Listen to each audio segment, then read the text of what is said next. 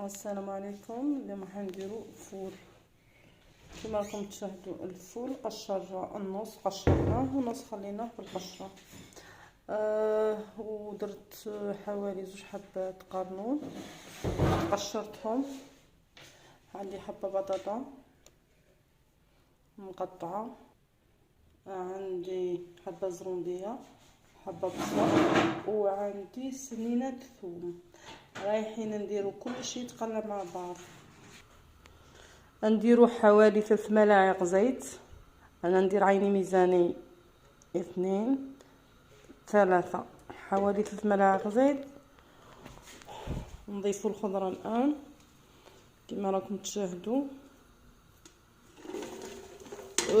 على كل حال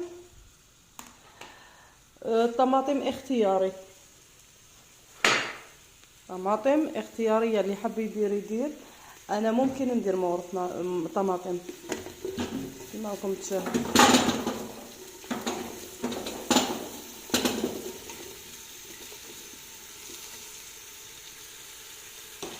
ندير كل شيء يتقلى مع بعض، حتى البطاطا هنديرها. خلي كل شيء يتقلى مع بعض.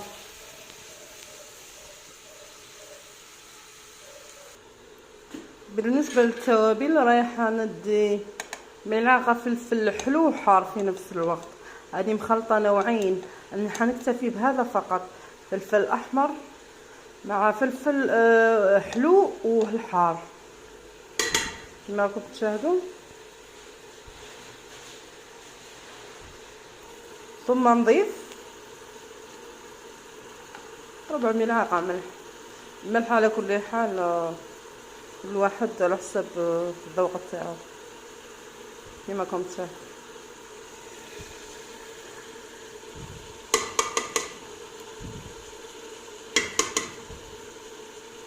نخلوه يتقلى. قلنا نضيف ملعقه طماطم، قلت نضيف ملعقه طماطم كما راكم تشاهدوا، ونخلوه يتقلى.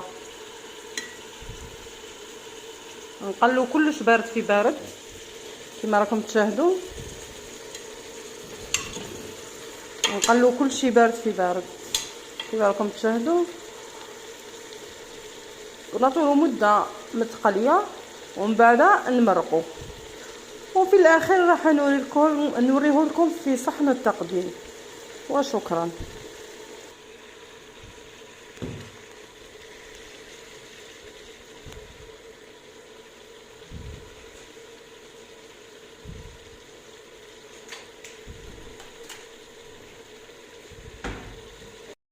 اذا نخلوه يتقلى كما راكم تشاهدوا. مازال يتقلى، عنده حوالي 4 ساعة ومازال يتقلى.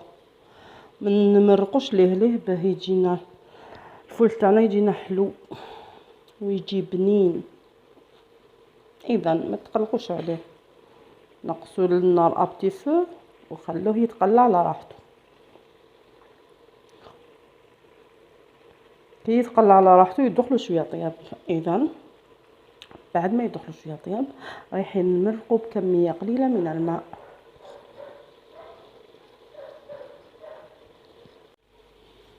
اذا بعد ما تقلى الفول تاعنا رايحين نديروا الماء كما راكم تشاهدوا. قلنا مش حنكثروا.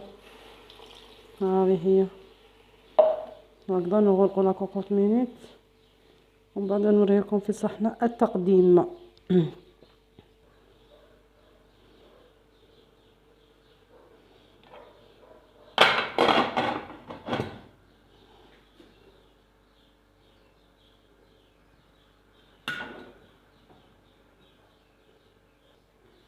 نخلوه يتقلى، نخلوه يطيب، عفوا نخلو الفول تاعنا يطيب كما راكم تشاهدوا.